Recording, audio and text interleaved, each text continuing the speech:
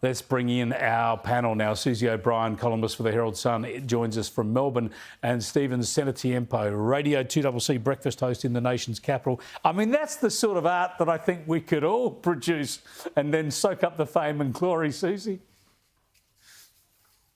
The bulldust artist, I love that. That's a fantastic line. I mean, who would get paid to have an empty whiteboard? I mean, you could just go to Officeworks and buy a whiteboard for $50 and pocket the rest. Think I'll do that.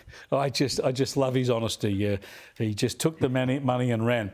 Now, speaking about taking the money and running, the electricity companies, Stephen, they're taking a lot of money from us. Latest figures out of Victoria, when they're combining the increases in electricity and gas, you're talking thousands of dollars for household incomes. This is unsustainable.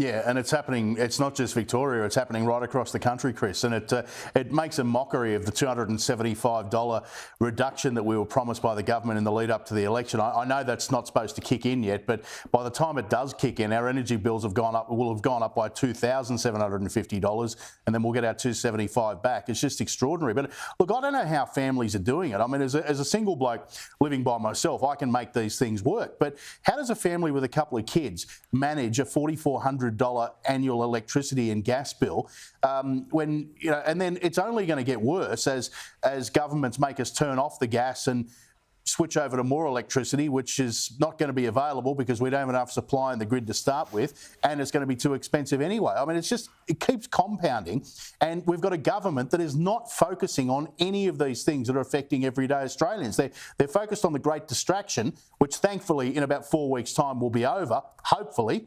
And maybe we can get a government that actually focuses on things that matter to real Australians.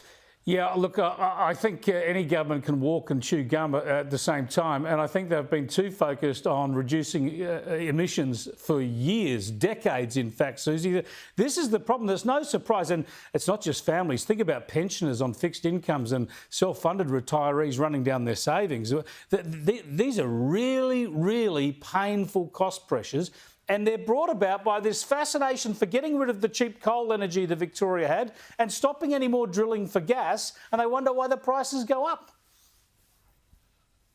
Well, you look at some of these figures and they're just appalling. Anywhere from $600 to $800 more a year is what householders are paying for gas and electricity. And the breakdown shows that people in the outer suburbs and people in the country areas, often who are on lower incomes, can't afford it, are the ones who are paying the most. They're paying more than people who live in Kew and Balwyn and everywhere else in central Melbourne.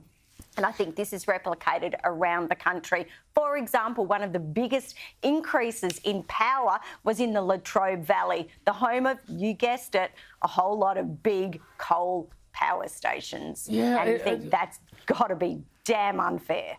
Well, of course it's damn unfair, and it's just so insane. Now, we all understand, and I'm not saying you don't reduce emissions, but you actually have the replacement power in place before you get rid of the cheap, reliable power. Yeah. And as I've just highlighted at the top, this idea that you reject nuclear because it would be too expensive and take too long, that's just laughable, Stephen, when you look at the pain we're inflicting on ourselves.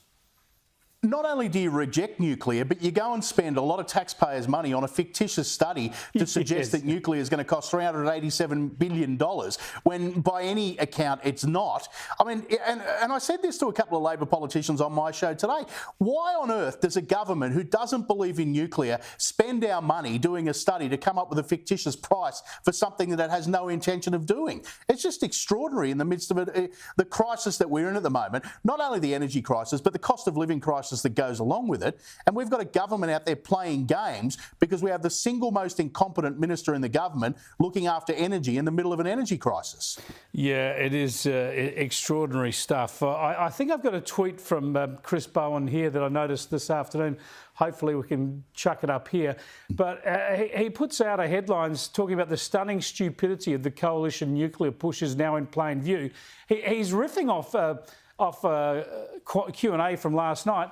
But, Susie, that's in the Renew Economy. That is the publication of the renewable sector, the people that the government are trying, are in love with, and the people I showed everybody the last week or so, when we showed the Queensland Energy Minister, they say they see nuclear as a threat to their industry. So no wonder they're out bagging nuclear at every turn.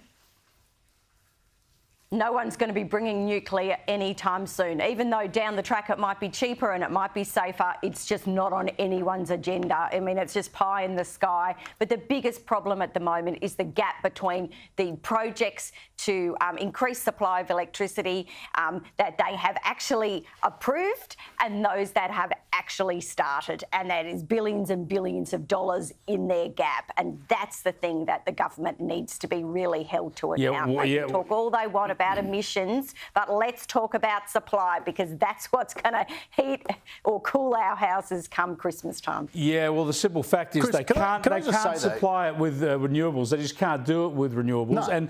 And I would suggest that at the next election there'll be a clear choice. I think the coalition will say they'll get rid of the ban on nuclear and they'll go down that path. I wouldn't be surprised if we had a small modular reactor up and running in this country within 10 years. And that's not such a long time frame when you look at how long we've been messing around with turbines and solar farms, Stephen. Absolutely. Well, and that's the reality of it, that if we do change the laws, the manufacturers of these things say we can have them up and running within 7 years. So let's say that it's going to take another 3 years to get to the point where we're allowed to start building them. You're right. Within a decade, we could have small modular reactors. The new one that Westinghouse are producing apparently is worth about $1 billion. So, I mean, even if you do need 70 of them, like Chris Bowen says we do, that's 70 billion, not 387 billion. So it seems like a very, very viable option to me, particularly given that we are the only country in the world that is sitting on the uranium deposits that we are. Yeah.